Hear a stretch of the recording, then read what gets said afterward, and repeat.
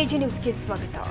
ನಾನು follower cinema ನೋಡಲು ಮಹಾರಾಷ್ಟ್ರದಿಂದ ಬೆಳಗಾವಿಗೆ ಬಂದಿದ್ದೇನೆ. ಇದರಲ್ಲಿ ಭಾಷಾ ವಿವಾದವಿಲ್ಲ ಎಂದು ಆದ್ಯ ಹೇಳಿದ್ರು.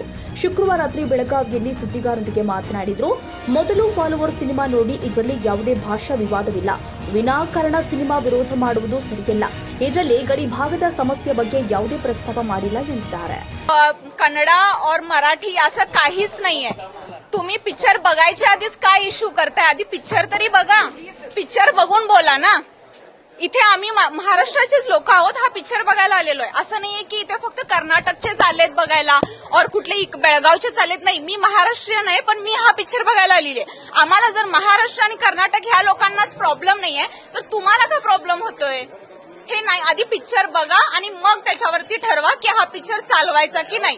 आणि मी रिक्वेस्ट करते की सगळ्यांनी हा पिक्चर बघा. ह्याच्यामध्ये काहीही सीमावाद असं नाहीये.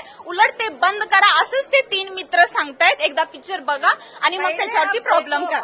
पहिला बघा ना आणि मग डिसाईड करा ना. ಕನ್ನಡಿಗರ ಮೆಚ್ಚಿನ ನಿಮ್ಮ ಎಜೆ 24/7 ನ್ಯೂಸ್ ಕನ್ನಡ ವಾಹಿನಿ ಇದೀಗ ಟಿವಿಯಲ್ಲಿ ಲಭ್ಯ. ನೋಟಿಸ್ ಕೊಟ್ಟಿದ್ರೆ ವಾಪಸ್ ತಗೋತೀವಿ. ಇವತ್ತು ವಕ್ಫ್ ಪ್ರಾಪರ್ಟಿ ಅಂತೇಳಿ ಬರ್ತದೆ ಅಂತ ಹೇಳಿದ್ರೆ ರೈತರು ಬೀದಿಗೆ ಬಂದ್ರೆ ಏನ್ ಮಾಡ್ಬೇಕಾಗತ್ತೆ? ಯಾರು ವೋಟ್ ಹಾಕಿಲ್ಲ ಅಂದ್ರೆ ಗ್ಯಾರಂಟಿನೆಲ್ಲ ಸ್ಟಾಪ್ ಮಾಡ್ಬಿಡ್ತೀವಿ.